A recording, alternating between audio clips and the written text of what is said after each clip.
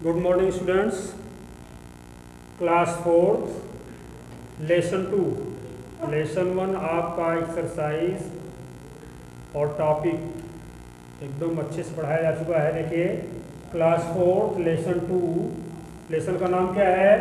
The northern mountain. Northern means उत्तरी, mountain means पर्वत। देखिए कल बच्चों आपको हम लेसन 1 बताए थे कि प्राकृतिक रूप से जो बनावट के आधार पर है इंडिया को 6 पार्ट में बांट सकते हैं। कितने पार्ट में? 6 पार्ट में। मैंने पहला बताया था आपको नॉर्दर्न माउंटेन यानी उत्तर का पर्वतीय भाग, ठीक। उसके बाद मैंने बताया नॉर्दर्न प्लेन्स, उत्तर का मैदानी क्षेत्र, जिसमें मैंने बताया था आपको पंजाब हरियाणा से लेकर के दिल्ली पार्ट, उत्तर प्रदेश लेते हुए, बिहार लेते हुए आसाम वाला भाग, ये मैदानी क्षेत्र है।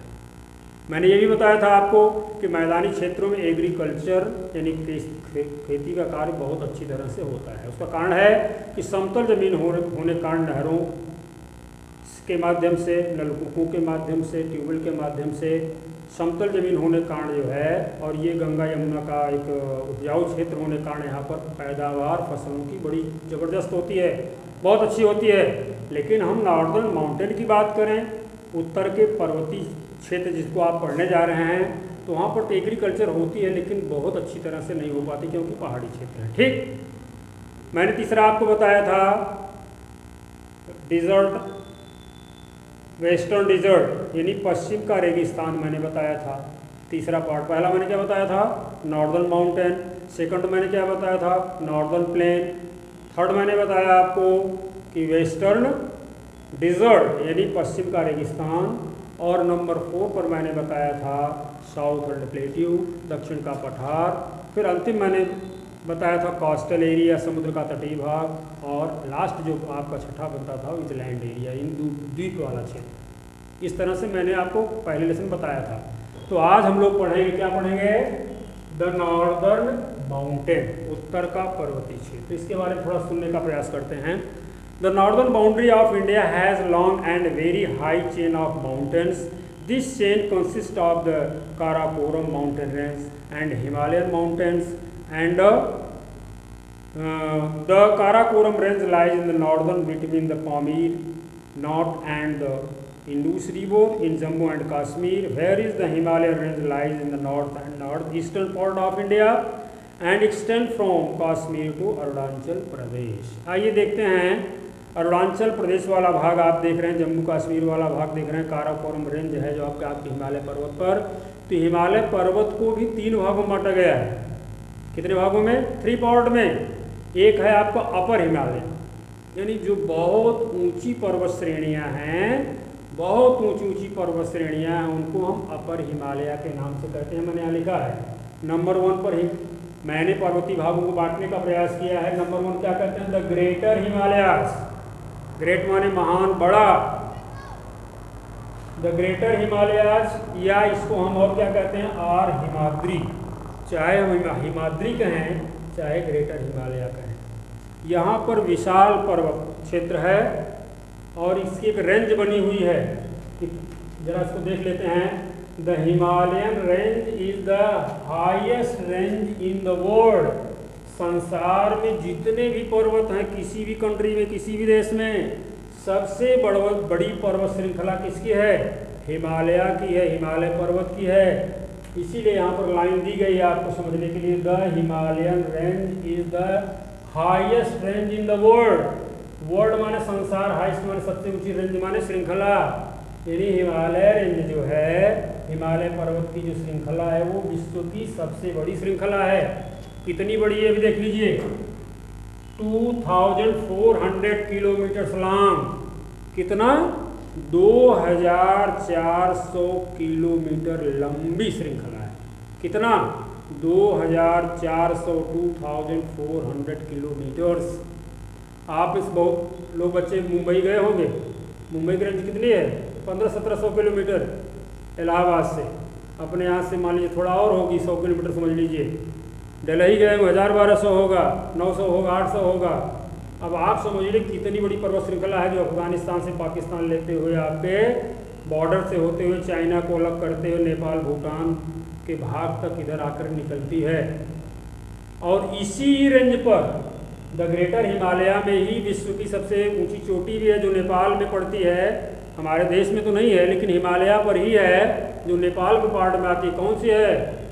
माउंट एवरेस्ट, 8,848 मीटर ऊंची चोटी। ये मीटर में है, 8,848, 8,848 मीटर्स, इसी रेंज में आती है द ग्रेटर हिमालयाज और हिमाद्री। ये मैं नॉर्दर्न माउंटेन के भाग को बता रहा हूँ। पहला भाग कहलाता द ग्रेटर हिमालयाज और Himadri. Number 2 the middle Himalaya और हिमांचल। जो मध्य हिमालय का क्षेत्र है, एकदम ऊंची वाली चोटी से बीच वाला भाग, उसको मिडल हिमालय और हिमांचल कहते हैं। और तीसरा जो है द लोअर हिमालय और शिवालिक हिल्स, चाहे इसे लोअर हिमालय हम कहते हैं या शिवालिक चोटी कहते हैं। क्लियर हो गया? समझा कि नहीं आया? एक बार फिर देख लीजिए। हिमालय पर्वत को 3 भागों में बांटा गया। जैसे मैंने भारत को 5-6 प्राकृतिक भागों में बांटा, उसी प्रकार से हिमालय पर्वत को भी 3 श्रेणियों में बांटा गया है। द ग्रेटर हिमालय और हिमाद्री, द मिडल हिमालय और हिमांचल, द लोअर हिमालय और शिवालिक हिल्स। क्लियर हो गया? अब इसको समझने का प्रयास करते हैं। देखिए ग्रेटर हिमालय कैसा होगा, कैसा होगा बताइए जरा, दिमाग लगा कर आप लोग। पूरे वर्ष भर लगभग ये बर्फ से ढका रहता है। ऐसा क्यों है? क्योंकि जितने ऊंचाई भाग पर हम जाएंगे, निश्चित रूप से तापमान क्या होगा? क्या होगा? गिरता जाएगा, क्योंकि सन से लाइट जो आकर अर्थ में टकराती है तो ऊपर निकलकर रिफ्लेक्ट करती है। जो जहाँ टकराएगी वो भाग ज़्यादा गर्म होगा। इसलिए पूरे वर्ष भर लगभग हिमालय का ग्रेटर हिमालय पार्ट, जो अपर हिमालय है, वो बर्फ से आच्छादित रहता है। अरे बात समझो नहीं? ये इसकी लंबाई चौड़ाई कितनी है, इसको भी देख लीजिए। ये 240 से लेके 320 किलोमीटर की चौड़ाई है। यहाँ देख लीजिए, 240 to 320 इन वाइड। इसकी चौड़ाई जो है 240 कहीं है, कहीं 320 किलोमीटर चौड़ाई भी है इसकी। पूरे मैं हिमालय रेंज की बात कर रहा हूँ। लंबाई मैंने बताया 2400 किलोमीटर, बहुत लंबा। समझ लीजिए अफगानिस्तान पाकिस्तान से लगा करके निकलता हुआ आपका नेपाल भूटान आ जाता है, भारत के चाइना को अलग करते हुए बीच से निकल आता है। और चौड़ाई है 240 से लेकर 320 किलोमीटर। क्लियर हो गया? आ गया समझ नहीं आ गया? इस तरह से आप समझ सकते हैं। इसमें बहुत सारी ऊंची चोटियां हैं, जैसे है पिनंदा देवी चोटी है, कंचनजंगा है। जो इंडिया का सबसे ऊंची चोटी कौन सी? K2 है। हिमालय पर्वत पर इंडिया की सबसे ऊंची चोटी क्या नाम है? K2। और अगर पूरे हिमालय की सबसे ऊंची चोटी की बात कही जाएगी तो क्या है वो? क्या है? अभी मैंने बताया था, बताइए। माउंट एवरेस्ट, जिसकी ऊंचाई मैंने बताया था कितना? दिमाग लगाइए, 8,848 मीटर। किस देश में पड़ती है ये माउंट एवरेस्ट चोटी? नेपाल, लेकिन हिमालय पर ही है। क्लियर हो गया? अब ध्यान देने की बात है बेटा, ये गंगोत्री यमुनोत्री भी इसी अपर हिमालय से ही निकली हैं। गंगा जी को जानते हैं, यमुना जी को जानते हैं ना। ग्लेशियर वहाँ हैं, पिघलते रहते हैं। मैंने बताया हमेशा बर्फ से आच्छादित रहता है। वहीं से जो है ये निकलते रहते हैं। गंगोत्री कहलाता है स्थान उसको, जहाँ गंगा निकलती हैं, और यमुनोत्री जहाँ से यमुना जी निकलती हैं। इस तरह से गंगा और यमुना का वहाँ से उद्गम भी माना जाता है। माना क्या जाता है? सही बात है। इस तरह से आपने ग्रेटर हिमालय पार्ट को जाना। आइए मिडल हिमालय की बात करते हैं, जो बीच का क्षेत्र है। इसमें बहुत सारी घाटियाँ हैं। Below the Himadri lies the middle Himalayas or the Himachal range of mountain. The range is also known as the Lesser Himalayas. It is covered with dense forest. घने घने जंगल यहाँ हैं। मिडल हिमालय बहुत सारे घने जंगल, और अपर हिमालय में पूरी बर्फ जमी हुई है, जिनमें घने जंगलों में क्या क्या मिलता है? ओक, पाइन, देवदार, ये बहुमूल्य कीमती जो है लकड़ियाँ पाई जाती हैं, और फल भी पाए जाते हैं। The chief fruits of the range are apple, pear, लीची and pineapple. जो पाइनएप्पल है, अनानास है, लीची है, नाशपाती, पियर नाशपाती है, एप्पल है, ये सब हमको वहीं से मिलता है बच्चों। मिलता कि नहीं मिलता है? ध्यान दिए, दक्षिण भारत में जाएंगे तो हम नारियल पाएंगे, और वो नारियल जा करके चढ़ता है कहाँ? उत्तर भारत में। उत्तर भारत में बहुत सारे तीर्थ स्थान हैं, जाते हैं लोग दर्शन करने के लिए, और यहाँ का सेब दक्षिण भारत वाले भी खाते हैं। नाशपाती यहीं से निकल के जाती है, पियर, पाइनएप्पल, अनानास, एप्पल्स। इस तरह से ये जो मिडल हिमालय हमारे लिए बहुत बेनिफिशियल है। अपर हिमालयन होता तो नदियाँ हमको नहीं मिलती, मिडल हिमालयन होता तो इस तरह के हमको फ्रूट्स नहीं मिलते। और कुल्लू और कांगड़ा, ये अब उधर जाएंगे टहलने, अगर आप लोग जम्मू कश्मीर साइड जाएंगे, कुल्लू मनाली, ये सब दर्शनीय स्थान है, बहुत सुंदर सुंदर स्थान है, बहुत सारी घाटियाँ हैं। Many beautiful hill stations like Shimla, Nainital, Mussoorie, Dalhousie, Almora, Manali, Darjeeling, Srinagar, ये सारी जो श्रृंखलाएं हैं मिडल हिमालय के, इनसे जुड़े हुए पार्ट जो हैं बड़े ही सुंदर और आकर्षक हैं। ठीक ना? अब आते हैं लोअर हिमालय की बात करते हैं। हमने क्या बताया? अपर हिमालय जो है फुल्ली कवर्ड है, स्नो से, बर्फ से फुल्ली कवर्ड है। वहाँ से गंगा, यमुना आदि नदियाँ, बहुत सारी नदी निकलती हैं। मिडल हिमालय हमने बताया आपको बहुत सारे घने घने जंगल हैं, जिनमें बहुत सुंदर सुंदर फल और लकड़ियाँ हमको प्राप्त हो जाती हैं। लोअर हिमालय की बात करते हैं, थोड़ा जानने का प्रयास कर लीजिए, सुन लीजिए। द लोअर हिमालयज और the Shivalik range in the southernmost range of the Himalayas. It lies in the foothills of the Himalayas. The foot hill of this range are called Terai. इसे तराई क्षेत्र भी कहते हैं। जो लोअर हिमालय का निचला क्षेत्र है, इसको तराई क्षेत्र भी कहते हैं। यहाँ फार्मिंग, खेती भी होती है। लो हिल्स हैं, यानी निचली छोटी छोटी पहाड़ियाँ हैं। Shivalik have low hills covered with thick green forest which are home to the large number of wild animals. यहाँ पर बहुत सारे जंगली जीव भी पाए जाते हैं। कहाँ? लोअर हिमालय पे, लेकिन मिडल हिमालय, अपर हिमालय पर नहीं। सच एज लेपोर्ड, लेपोर्ड पाया जाता, तेंदुआ, चीता, टाइगर, एलिफेंट्स एटेस्टा, ये सारे जानवर वहाँ पर बहुतायत में पाए जाते हैं। These low hills are very fertile and are suitable for growing maize. ये बहुत उपजाऊ क्षेत्र है। क्यों उपजाऊ है? कि बरसात के साथ इन पहाड़ियों के टुकड़े बह बह करके, टूट टूट करके नीचे आते हैं और फर्टिलिटी को बढ़ा देते हैं, उपजाऊ शक्ति को बढ़ा देते हैं। इसलिए लोअर हिमालय में फार्मिंग यानी खेती भी होती है। क्या क्या पैदा हो सकता है? आप दिमाग लगा करके ज़रा बताने का प्रयास करें, क्या पैदा हो सकता है? कोई फसल का नाम आया? देखिए, मक्का, मैजी जानते हैं, मैजी मक्का। मक्का को कम पानी चाहिए, अगर ज़्यादा बरसात हो जाए डूब जाएगी तो मक्का होने वाली नहीं है। अरहर जानते हैं? अरहर दाल खाते हैं ना? ये सारी चीज़ें वहाँ होती हैं। आइए बताते हैं आपको क्या क्या होता है। मैजी मक्का होती है, पल्सेस दालें होती हैं, दालों में बहुत सारी दाल होती है, मूंग है, मटर है, अरहर है, तुअर है आपका, ठीक। एंड मिलेट्स, ये ज्वार बाजरा भी वहाँ होता है। Palm and fig are common trees found here. यहाँ पर पाम और फिग के ट्री भी पाए जाते हैं, ठीक। इस तरह से आपने देखा अपर हिमालय, मिडल हिमालय और लोअर हिमालय के बारे में। अब थोड़ा जानते हैं इनके बारे में। देखिए, फार्मिंग मैंने बताया, ये टेरेस फार्मिंग होती है। ढालूदार ज़मीन तैयार करते हैं, सीढ़ीनुमा बनाते हैं।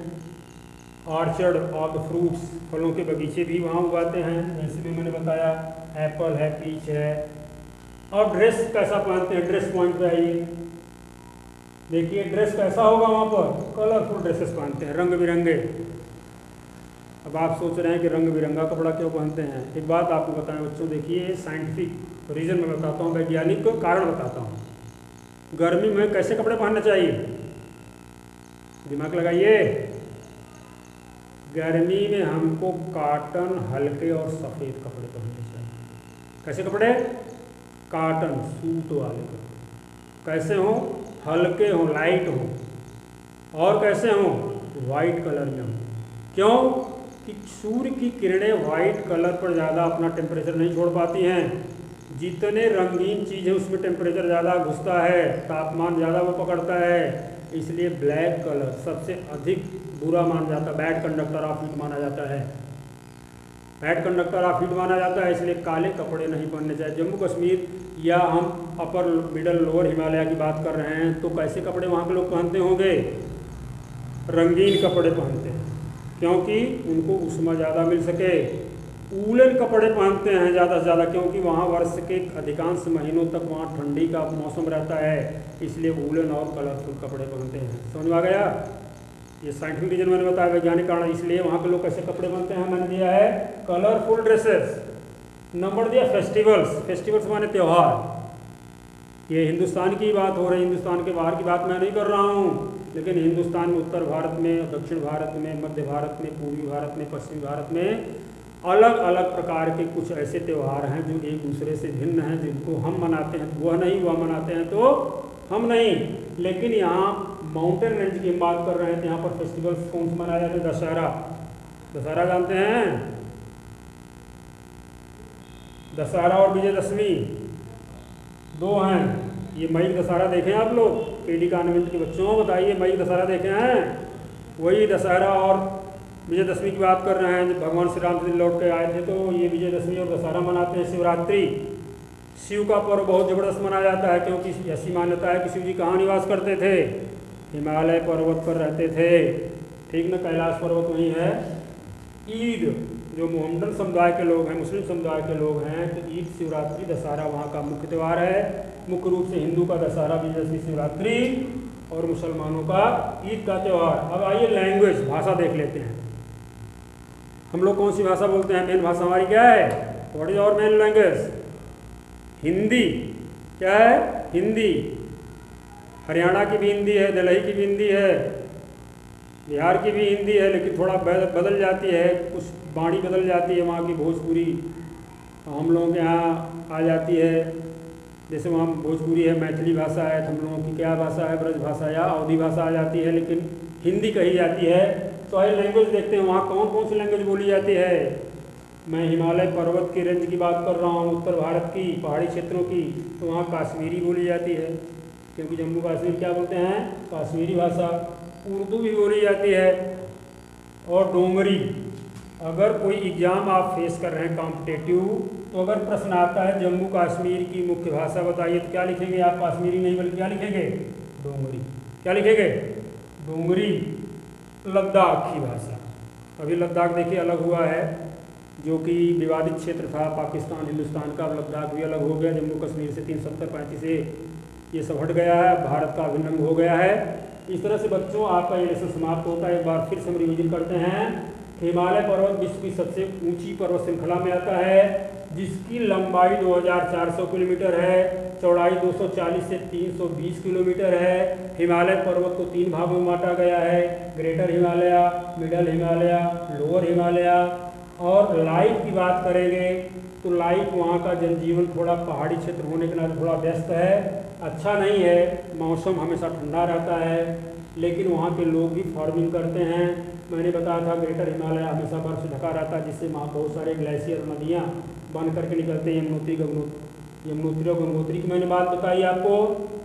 और मैंने ये भी बताया कि मिडल हिमालय बहुत सारे फल वाले और इमारती लकड़ियाँ हमको मिलती हैं। लोअर हिमालय में टेरिस फार्मिंग की जाती है, ढालनुमा खेती बना करके, फल के बगीचे जिसमें आपका सेब और नाशपाती ये सारे पाए जाते हैं, अनानास पाया जाता है। कपड़े वो रंग बिरंगे ऊनी कपड़े पहनते हैं।